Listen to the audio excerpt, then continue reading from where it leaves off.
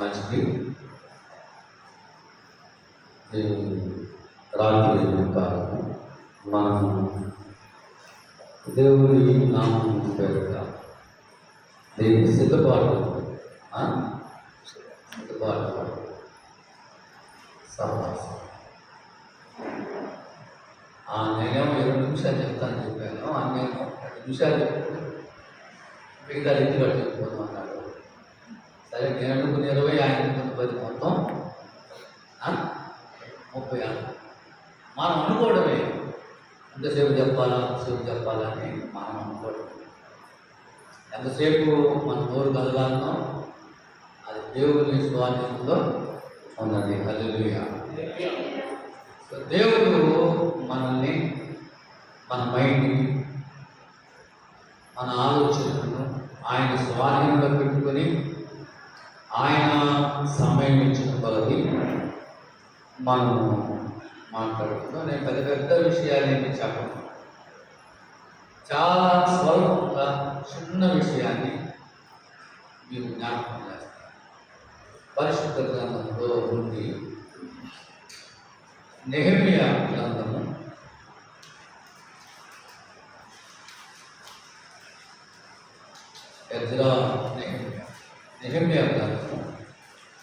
8వ అధ్యాయం. నేను కొన్ని వచనాలు చదువుతాను, చూడండి.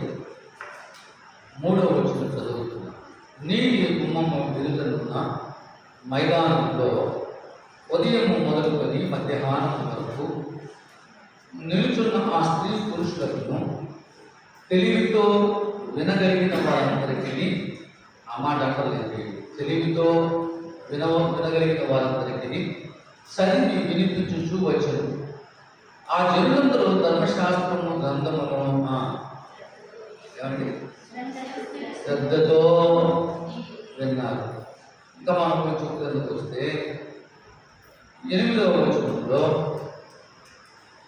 ఇటువలే వారు దేవుని గ్రంథమును స్పష్టముగా చదివి వినిపించి జనులు బాగుగా గ్రహించున్నట్టు దానికి అర్థము చెప్పు. జనులందరూ ధర్మశాస్త్ర గ్రంథపు మాటలు విని ఏడవ మొదలుపెట్టగా అధికారి అయిన నెహెమ్యాయు, యాజకులను, శాస్త్రులకు, ఎజ్రాయు జనులకు బోధించు లేవీయులను, మీరు దుఃఖపడవద్దు, ఏడవవద్దు. ఈ దినము మీ దేవుడైన యెహోవాకు ప్రతిష్ఠిత దినమని జనులతో చెప్పుడి. ఒక మాట,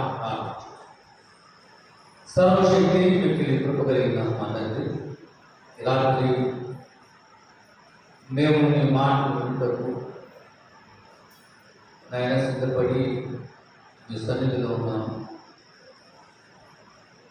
మా అందరికీ అర్థమయ్యేటట్టుగా మేము తెలుసుకొని గ్రహించి దీనివలన మేలుకున్నట్టుగా ఈ ఉపదేశం నుండి మాతో మాట్లాడమని యేసు నామమున ప్రార్థిస్తున్నాను తండ్రి. ఆమేన్. ఈ చదవబడిన వాక్య భాగంలో ఒక చిన్న విషయం, అది మనందరికీ బాగా వర్తించే విషయం. జనులు, ఇశ్రాయేలు ప్రజలు ఈ యాజకులను వాళ్ళందరినీ పిలిపించి, దేవుడు మోషేకు ధర్మశాస్త్రం ఇచ్చాడు కదా, దాన్ని తీసుకురాని అని చెప్పారు. ధర్మశాస్త్ర గ్రంథమును తీసుకుని వచ్చి ఆ ధర్మశాస్త్ర గ్రంథాన్ని చదువుతా ఉంటే జనులు శ్రద్ధగా వినిరి. జనులు ఎట్లా విన్నారు? శ్రద్ధగా. ఇది మొదటి సమయం. రెండవది 8వ వచనంలో ఆ ధర్మశాస్త్ర గ్రంథపు మాటలు జనులకు బాగా అర్థమయ్యేటట్టుగా ఉపదేశించినప్పుడు వాళ్ళు ఏడవ మొదలుపెట్టి దుఃఖం ఇక ఆగలేదు వాళ్ళు. ఇది రెండవ సంగతి. సరే, మనం ధర్మశాస్త్రము అంటే దేవుని వాక్యము అనుకుందాం. లేఖనములు దేవుని వాక్యము అనుకుంటాబాయ్ నువ్వు మాట్లాడుతున్నావు. ఈ ధర్మశాస్త్ర గ్రంథాన్ని చదువుతున్నప్పుడు ప్రజలు ఎట్లా విన్నారు? శ్రద్ధగా విన్నారు. ఆ వినడంలో వారిలో ఉన్న ఆసక్తి మనకు కనబడుతుంది. చాలామంది క్రైస్తవులు మందిరానికేమో వస్తారు, పాటలు బాగా గంభీరంగా పాడతారు, వాయిద్యాలు బాగా వాయిస్తారు, ప్రార్థనలో కూర్చుంటారు. సరిగ్గా వాక్యం చెప్పేటప్పుడు మన రేవి చిత్రం అప్పుడే నిద్ర వచ్చేస్తారు. ఎక్కడ వస్తుందో అర్థం కాదు. ఇంట్లో రాదు ఆ నిద్ర మనకి, ఊళ్ళోనే బాగా నిద్ర వస్తుంది, బాగా నిద్రపోతుంది. వాక్యం అంతా అయినప్పుడు కలిసి ఆమె దేనికి ఆమెను ఇప్పుడు దాకా నిద్రపోయినప్పుడు ఆమె నా వాక్యానికి ఆమెన సరిగా వినడం లేదు. మన వాళ్ళు సరిగా వాక్యాన్ని వింటే, సరిగా వాక్యాన్ని ధ్యానిస్తే, బైబిల్లో దావీదు మహారాజు అన్నాడు, ఈ కీర్తన గ్రంథము 63వ కీర్తన 4వ వచనం చూడండి. 63వ కీర్తన 4వ వచనము, నా మంచం మీద నిన్ను జ్ఞాపకం చేసుకొని రాత్రి జాముల యందు నిన్ను ధ్యానించినప్పుడు రొమ్ము మెదడు నాకు దొరికినట్లుగా నా ప్రాణము తృప్తి పొందుచున్నది అన్నాడు. ఇంకో చోట అన్నాడు, నీ వాక్యము ఎంతో మధురమైనది, అది తేనె కంటెను జుంటి తేనె కంటెను మధురమైనది. ఏంటి? దేవుని వాక్యం. ఇక్కడే ఉన్నాడు, నిన్ను ధ్యానిస్తూ ఉండగా, అంటే వాక్యమును ధ్యానిస్తూ ఉండగా ఏమేమి బాగా దొరికినాయి ఆయనకి?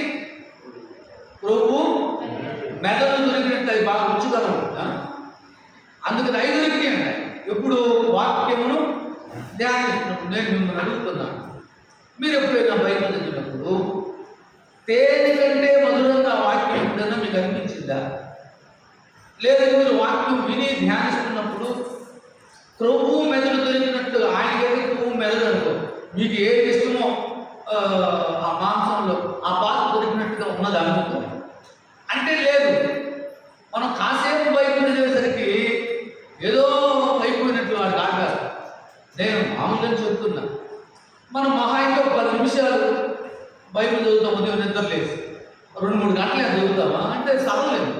ఎందుకంటే అందులో మనకి తేనె నుంచి తేనె కనపడటం లేదు, దొరకడం లేదు. కానీ వాక్యమును చదువుతున్నప్పుడు, ప్రజలు శ్రద్ధగా వాక్యం విన్నప్పుడు ఏమి జరిగిందంటే, ఆ వాక్యము ప్రకటించబడుతూ ఉండగా వాళ్ళందరూ ఏడవడం మొదలుపెట్టారు. వాక్యం విన్నప్పుడు వాళ్ళందరూ 8వ వచనం చెప్తుంది కదా మనకి, ఇర్మీయా గ్రంథంలో 8వ అధ్యాయం 8వ వచనం ఏం చెప్తున్నది? అటువలే వారు దేవుని గ్రంథమును స్పష్టముగా చదివి వినిపించి జనులు బాగుగా గ్రహించినట్టు దానికి అర్థం చెప్పి జనులందరూ ధర్మశాస్త్ర గ్రంథపు మాటలు విని ఏడవ మొదలు పెట్టారు. అంతవరకు వాళ్ళు ఏడవలేదు, అంతవరకు వాళ్ళ కళ్ళలో నీళ్లు రాలేదు. కానీ దేవుని వాక్యం చదువుతున్నప్పుడు, ఆ గ్రంథాన్ని విప్పి అందులో ఉన్న వాక్యం అర్థం చెప్తున్నప్పుడు ప్రజల్లో స్పందన వచ్చింది. ఏమొచ్చింది? అందరికీ కన్నీళ్ళు వచ్చాయి. అందరూ వాక్యం వింటూ ఉంటే ఏడుపు వస్తుంది, వాళ్ళకి తెలియకుండా దుఃఖం పొంగిపోతుంది వాళ్ళ హృదయంలో. వాక్యం వింటున్నప్పుడు, వాక్యమును శ్రద్ధగా వింటున్నప్పుడు, వాక్యమును హృదయపూర్వకంగా వింటున్నప్పుడు వారిలో దుఃఖము పొందింది. దుఃఖం ఎందుకు పొందింది మరి అంటే, దేవుడు మానవుల పట్ల, ఇశ్రాయేలీయుల పట్ల చేసిన అనేక అద్భుతాలు ఉన్నాయి. ఐగుప్తు దేశంలో అనేక తెగుళ్ళు చేత వాళ్ళని బాధించి ఇశ్రాయేలును విడిపించాడు. ఎర్ర సముద్రం నుండి పాయలుగా చీల్చినాడు. బండ నుండి మధుర జలములను ఆయన తెప్పించాడు. ఆయన 40 సంవత్సరాల పాటు ఆకాశం నుండి మన్నాను కురిపించాడు. మా మాంసం లేదంటే మన పూరేలు కురిపించాడు. అనేక రకాలుగా దేవుడు వారిని పోషించాడు. బైబిల్ చెప్తున్నది, ఈ 40 ఏళ్ల పాటు బయలుదేరేటప్పుడు ఒక జత చెప్పులు వేసుకొచ్చారు. ఒక్కొక్కరు 10 జతలు ఉంటాయా, ఒక జత చెప్పులు వేసుకొచ్చారు. 40 ఏళ్ల పాటు ఆ చెప్పులు అరిగిపోలేదు. సరే, ఇంకో సంగతి ఏంటి, ఇప్పుడు జాగ్రత్త కొడుకు ఉన్న వయసుడు బయలుదేరాడు చెప్పులు వేసుకొని. 40 ఏళ్ళకి వాడు అంటుంటాడు, 6 నెలలు అనుకుంటాడు. అప్పుడు వాడి చెప్పు సైజు ఏం చెప్పు సైజు ఒకటేనా? కానీ 40 ఏళ్ళలో వాడు నడుస్తూ ఉంటే వాడితో వాడు చెప్పు సైజు కూడా పెరిగింది. ఎంత అద్భుతం, ఎంత ఆశ్చర్యం దేవుడు చేశాడండి. వాళ్ళ జీవితాల్లో దేవుడు చేసిన మహోపకారాలు, ఎన్నో అద్భుతాలు, ఆశ్చర్యాలను చెప్తున్నారు దైవజనులు. వాక్యమును చదివి అందులో ఉన్న విషయమును అందరికీ గ్రహించినట్టుగా వాళ్ళు చెబుతూ ఉంటే ఆ వాక్యము వింటున్న వాళ్ళు ప్రస్తుత వాళ్ళ పరిస్థితిని బట్టి, ఒకప్పుడు దేవుడు ఎంతో గొప్ప అద్భుతాలు చేశాడు, ఎంతో గొప్ప కార్యాలు చేశాడు, కానీ మేము అందుకు తగినట్టుగా బ్రతకడం లేదు. మా జీవితము దేవుని వాక్యానికి అనుగుణంగా లేదు. చెప్పబడుతున్న వాక్యం ఒకటి, మా జీవితం ఇంకొక రకంగా ఉంది. వాక్యానికి సరిపోయినట్టుగా మా బ్రతుకులు లేవు అని అందరి హృదయము దుఃఖముతో ఏడవడం మొదలుపెట్టారు. వాక్యం విన్నప్పుడు ఒకవేళ మనలో ఏదైనా దేవుడికి అయిష్టస్థితి ఉన్నప్పుడు, దేవుడు దాన్ని చూపినప్పుడు చెప్పులు పాస్టర్ కదా అక్ష పెట్టుకోవడం రాదు. చెప్పా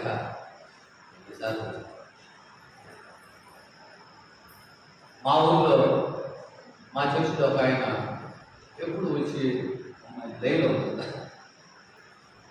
ఎప్పుడు ఒక కుర్చీలో కూర్చునేవాడు. ఆయన కోసం ఆ కుర్చీ ఖాళీ ఉంది. పాపం వేరే ఊరు నుండి ఒకడు వచ్చి మా చర్చికి తెలియకుండా పాపం కుర్చీలో కూర్చుని నేను చూశాడు. ఆ కుర్చీ ఖాళీ ఎందుకు వెళ్తుందంటే ఊళ్ళో కూర్చోలేదు. అంటే ఎందుకు వస్తున్నట్టు గుడికి?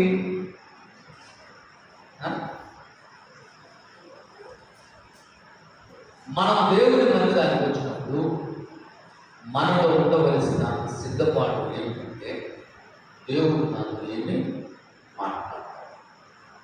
దేవుడు మాట్లాడితే నేను ఎట్లాగా ఆ మాటలు విని నా హృదయాన్ని మార్చుకోవాలంటాడు. అసలు దేవుని వాక్యంలో ఏమున్నాయి అంటే చూడండి, మొదటి 2వ తిమోతి పత్రిక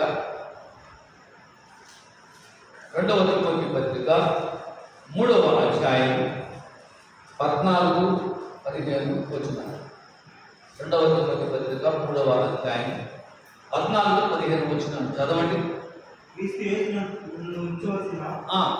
విశ్వాసము ద్వారా ఈ మాట చూడండి, క్రీస్తు యేసునందు ఉంచవలసిన విశ్వాసము ద్వారా రక్షణార్థమైన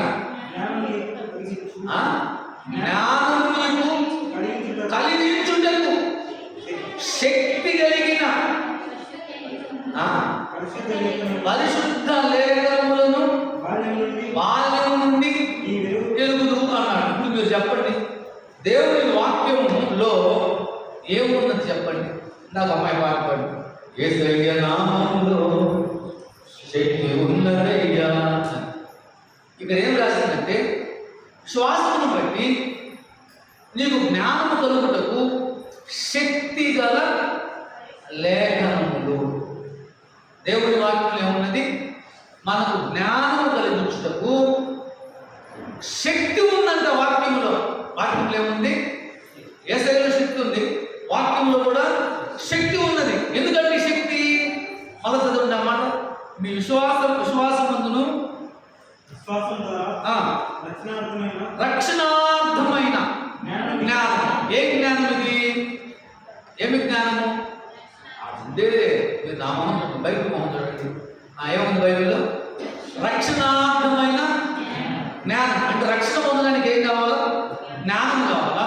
రక్షణార్థమైన జ్ఞానం ఎక్కడుందంట? శక్తి కలిగిన వాక్యంలో ఉన్నది. బైబిల్లో ఏమున్నది? వాక్యంలో ఏమున్నది అంటే, వాక్యంలో శక్తి ఉందంట.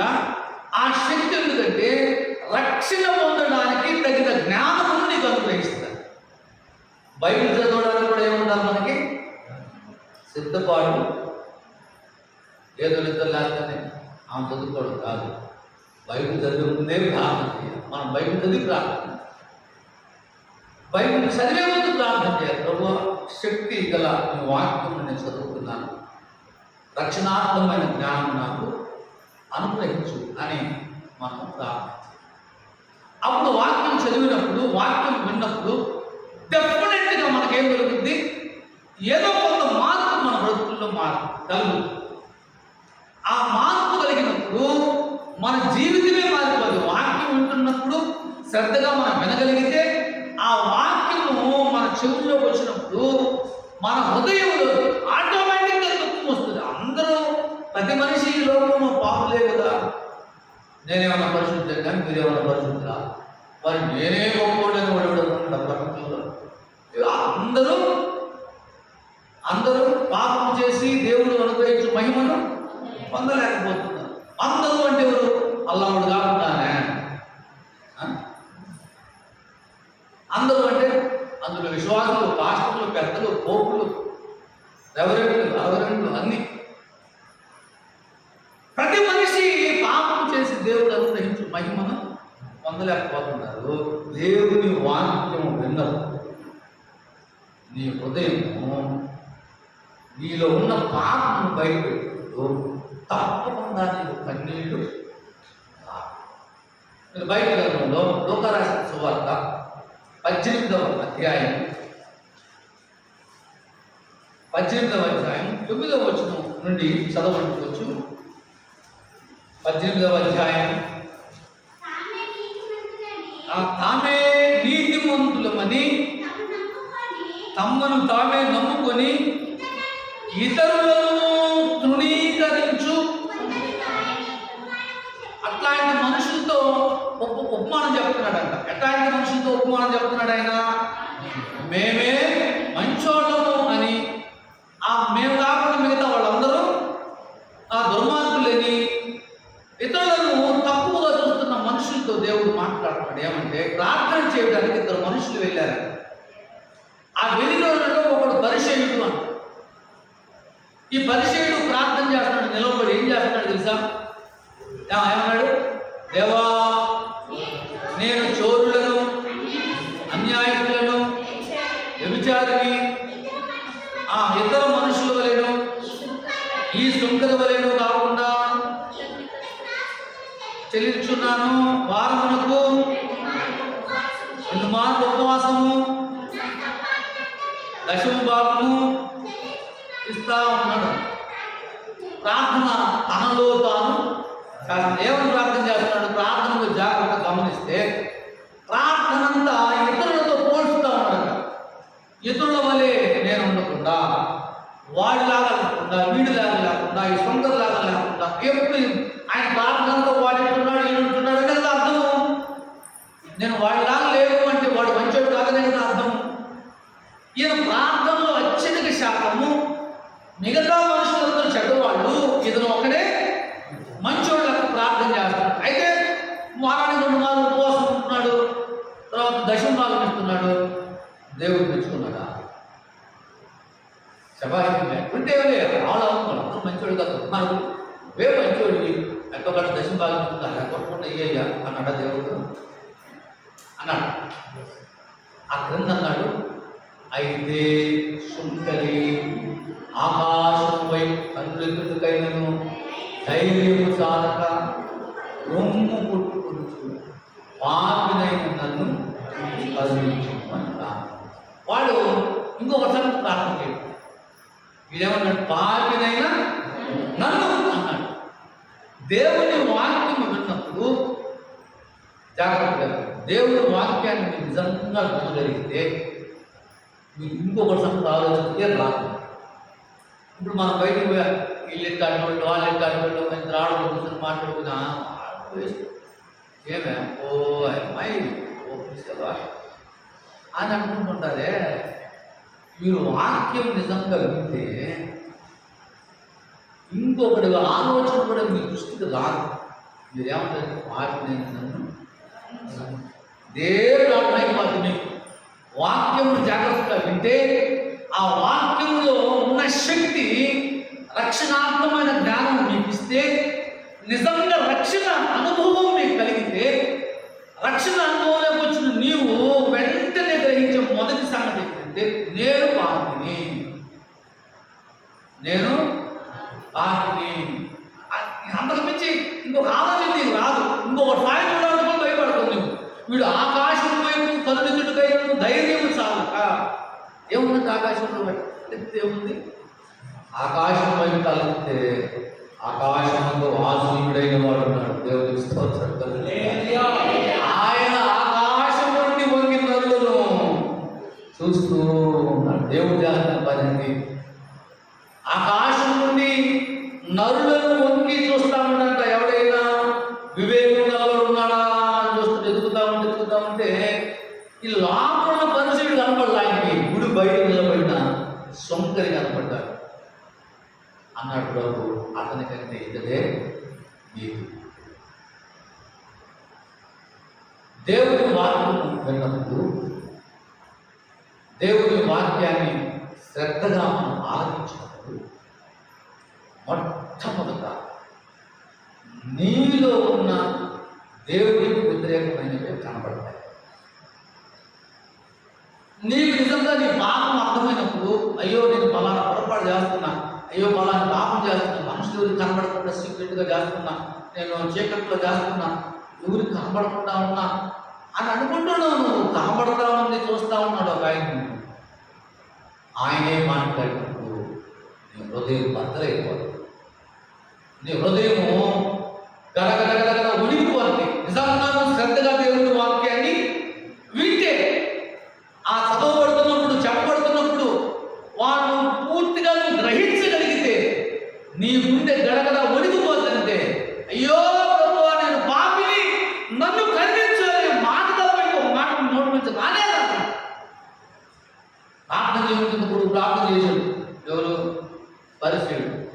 నేను చోరుని కాదు, వ్యభిచారి కాదు, అట్టాంటి కాదు, ఇట్టాంటి కాదు. అది అడిగింది అసలు ఈ సంగతి ఏమి రాదు కదా. వాళ్ళ సంగతి సరేరా, ఈ సంగతి నీ హృదయం ఎక్కడంటే వాడు ఏం చెప్పుకున్నాం. కానీ వాడి సొంతరికి అసలు ఇంకొక మనిషి గురించి ఆలోచించే ఏమంటుందండి, ఒక సెకండ్ కూడా వాడికి లేదు. వాడి ఆకాశం చూడడానికి తమ్ముడు ద్వారా ఏడుస్తూ రొమ్ము కొట్టుకుంటూ పెద్దగా వాడేమో తనలో తాను ప్రార్థన చేస్తున్నాడు. వీడు తనలో తాను ప్రార్థన చేయడంగా రొమ్ము కొట్టుకుంటూ పాపినైన నన్ను కరుణించమని కేకలు వేశాడు. చిన్నగా వేసాడా? కేక ఏమంటారు చెప్పండి? కేక వేస్తాడు.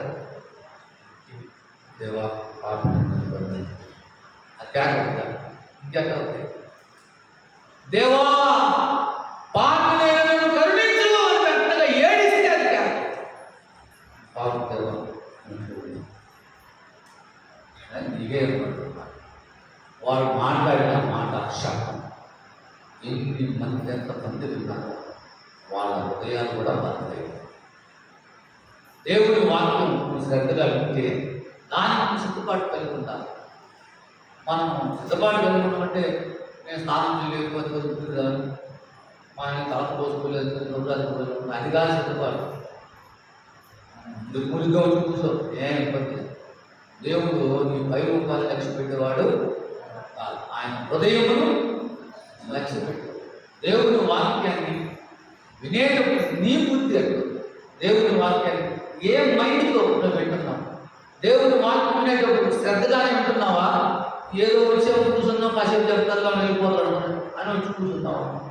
వాక్యం వినేటప్పుడు దేవుడు నాతో మాట్లాడుతున్నాడు అనేటువంటి ఆలోచన మనకు కలుగుతుందా?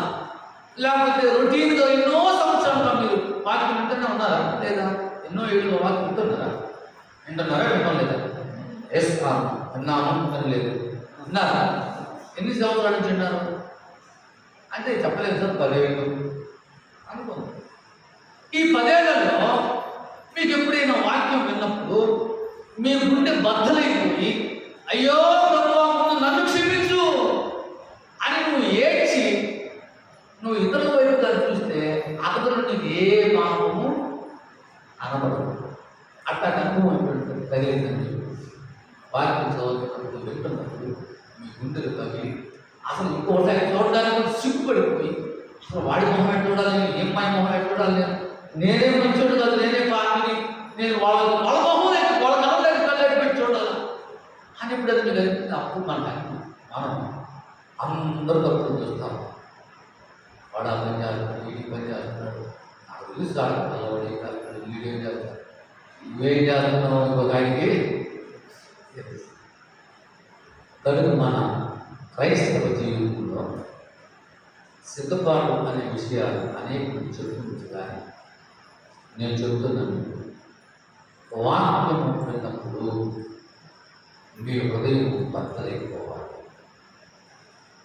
వాక్యం మీ తప్పు ఎత్తి చెప్తున్నప్పుడు మీరు నిజంగా ఆ తప్పు పని చేస్తుంటే మీరు అక్కడి నుంచి లేరు, కళ్ళు కూడా చూడలేరు. ప్రయత్నం చేస్తారు, కళ్ళు కూడా తెలిసి ఇంకొక మనిషి చూడలేరు. అసలు సిగ్గు అవమానం కలిగిపోయి ఇది ఎప్పుడు నా మీద నుంచి పోతుందా ఏడ్చి కన్నీళ్లు దాచి దేవుడి సన్నిధిలో విలపించి ఆ పాపాన్ని సంపూర్ణంగా కడుక్కునే శక్తి ఎక్కడుంది? వాక్యంలో ఉంది. దేవుడికి స్తోత్రం. దేవుడి వాక్యంలో శక్తి ఉంది. దేవుడి వాక్యం మనుషుల హృదయాన్ని మార్చుతుంది. మనం ఆ మాటలు మార్చు, దేవుని వాక్యము మాటలు మారుతాయి. దేవుని వాక్యమును దివారాత్రము ధ్యానించు చదువుతూ దాన్ని ధ్యానించేవాడు ధన్యుడు. అతను నీటి కాలంలో ఎవరు నాటబడింది ఆకు వాడక తన కాలం ముందు బలపించు చెట్టు వలే. దేవుని వాక్యమును ధర్మశాస్త్రం నందు ఆనందించుతూ దివారాత్రము దాన్ని ధ్యానించు. దివారాత్రులు ధ్యానించుట, ఆ రాత్రి మంచం మీద పడుకున్నప్పుడు ధ్యానించుట, మిగతా టైంలో బైబిల్ చదువుతా ఉంటే వాక్యం చదువుతా ఉంటే కొవ్వు మెదడు దొరికినట్టుగా ఉండుట. ఇవన్నీ ఉత్తమ మాటలు కాదు, కొంతమంది అనుభవించారు. మన అనుభవం లేదు రావాలంటే దేవుని వాక్యం శ్రద్ధగా వింటా నేర్చుకోవాలి. దేవుని వాక్యం వింటే ఆ వాక్యంలో రక్షణార్థమైన జ్ఞానం దేవుడు మీకు ఇస్తాడు. ఆ రక్షణార్థమైన జ్ఞానం వచ్చినప్పుడు మీరు ట్రై చేయించాలి. మీరు కళ్ళెత్తి అడుగుతూ కానీ నిన్నటిదాకా ఎవరినైతే అసహించుకున్నావో వాళ్ళ కళ్ళలో కళ్ళు పెట్టి కానీ చూడనే నీకు చాలా నీ పాపం అంతా కడిగేసిన తర్వాత నువ్వు నిలబడి ఇంతకు ముందు ఎవరికైతే తప్పులు మోపావో ఆ వ్యక్తిని చూసినప్పుడు ఏది పోయి బ్రదర్ నన్ను చెప్పు, నేను నీ మీద చాలా అబద్ధాలు నీ ముందు నిలబడడానికి కూడా నేను నాకు అర్హత లేదు. నేను అంతకు ముందు గర్వపడి నా నోటికి వచ్చిన మాట నీ గురించి అబద్ధాలు చెప్పాను. నేను హృదయపూర్వకంగా నడుపుతున్నాను క్షమించు అంటామా?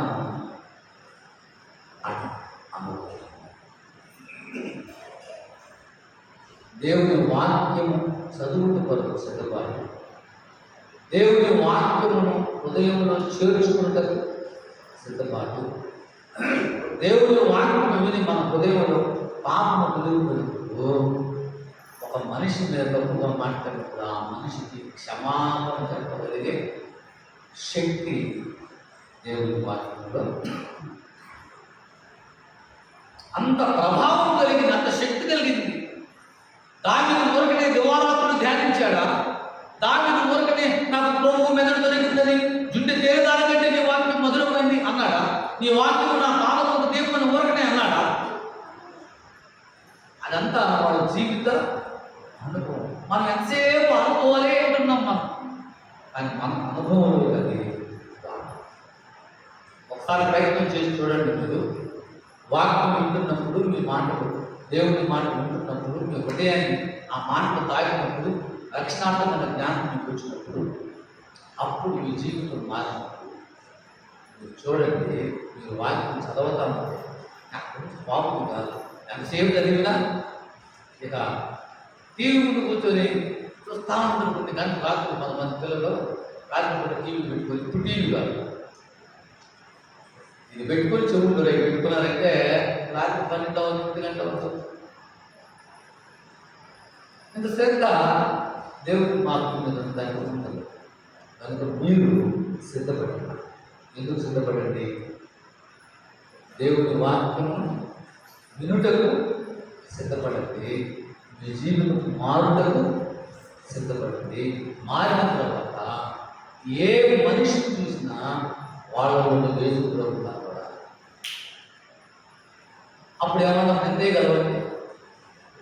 నేను ఇంకొక మనిషిని చూశాను, నేను పాపాలన్నీ కలిగిస్తున్నాను. ఆ మనిషిని చూసినప్పుడు నా గతంలో యేసు ప్రభు కనబడ్డటువంటి అయ్యి ముచ్చాడు కాదండి అని అంటారు కదా. మాట వాళ్ళు సహజంగా మనం ఎట్లాంటి వాళ్ళం అంటే మనకు 10 మంది మనుషులు నచ్చరు, వాళ్ళు చాలా మంచి లక్షణాలు ఉంటాయి, అవి చెప్పం మనం. వాళ్ళు ఏమి చదివాడో అయ్యేది చెప్తాం. మారు మనసు గారి పొంది తెలియదు చెడ్డ చెప్పరు. వాళ్ళు ఏ మంచి ఉంటారో ఆ మంచి చెప్తారు. దేవుడి అందరూ సిద్ధపడ్డారు. యేసు ప్రభు రాక సమీపంలో వచ్చేసింది. అనేక చోట్ల యుద్ధాలు జరుగుతున్నాయి. యేసయ్య అతి త్వరగా రాబోతున్నాడు. సిద్ధపడాలా? ఏం సిద్ధపడాలా? యేసయ్య రావడం సిద్ధపడాలా అంటే ఏంటి? మన జీవితాన్ని ప్రతి మనిషిలో యేసయ్యను చూడాలి. మీరు ఈరోజు నుంచి ప్రయత్నించి ప్రతి మనిషిలో యేసును చూడడానికి ప్రయత్నం చేయండి. ఇంకెవరో మీరు సాధించాలి. వాడు మంచోడు కాదు, ఈ మంచోడు, వాడు అంటాడు, ఈ పెట్టోడు, ఈ మాట మీ నోటికేద్దాం. వాక్యం శ్రద్ధగా వినండి, ఆ వినడానికి సిద్ధపడండి. విన్న వాక్యం శక్తి కలిగింది కనుక మీ హృదయాల్లో పనిచేయండి, మీ కళ్ళల్లో నీళ్లు రానివ్వండి. మీ జీవితం సంపూర్ణంగా మార్చుకోవడానికి మనం సిద్ధపడి దేవుడు మనల్ని జీవించినట్టుగా మనం ఒకసారి కళ్ళు వచ్చి కళ్ళు వచ్చి మీరు లేచి నిలబడి ప్రార్థించాలి.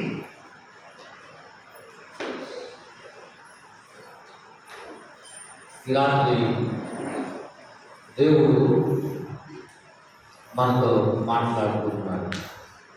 నేను కానీ ఆనందంగా కానీ మా స్వరాలు కానీ కాదు, దేవుడు నీతో మాట్లాడుతూ ఉన్నాడు. ఇశ్రాయేలు ప్రజలు ధర్మశాస్త్రపు గ్రంథంలోని మాటలను లేవీయులు వివరిస్తూ ఉండగా శ్రద్ధగా ఉన్నారు. అంతేకాదు దేవుని వాక్యం చదివి ఉంటున్నప్పుడు, వినిపిస్తున్నప్పుడు, అది వాళ్ళకి అర్థమైనప్పుడు వారు చాలా ఏడవడం మొదలుపెట్టారు. దుఃఖములైపోయారు వాళ్ళు. ఇక వాళ్ళ దుఃఖాన్ని ఆపలేకపోతున్నారు.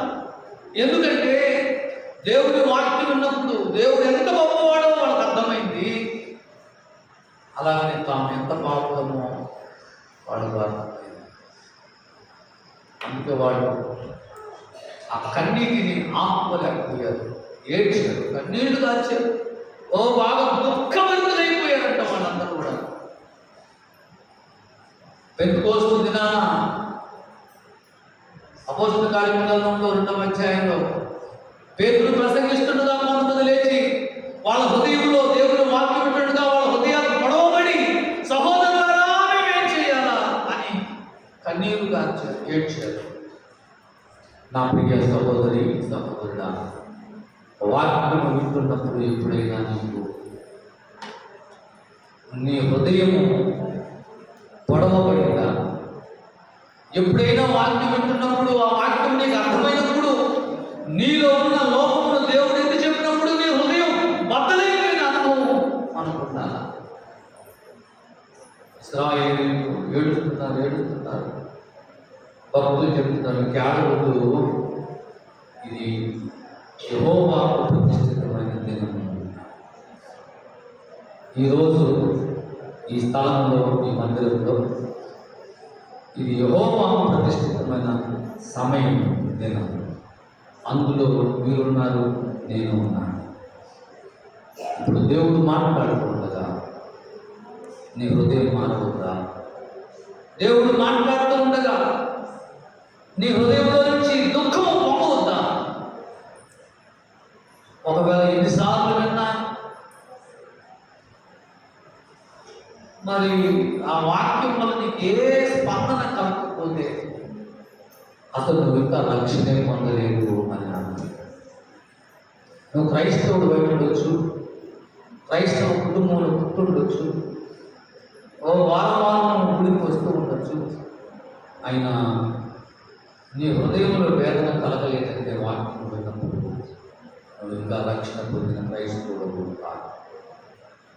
నువ్వు నిజమైన క్రైస్తవుడు అయితే వాక్యము విన్న ప్రతిసారి నువ్వు తప్పకుండా వాక్యాన్ని లోపడతావు, వాక్యాన్ని ప్రేమిస్తావు, వాక్య ప్రకారం జీవిస్తావు. అందుకు ఈ దినము దేవుడు ప్రతిష్ఠించాడు. అందుకొరకు మనం సిద్ధపడాలని దేవుడు ఆశపడుతుండగా మనందరం రోజు కన్ను మూసుకుని ఒక నిమిషం ప్రారంభించాలి.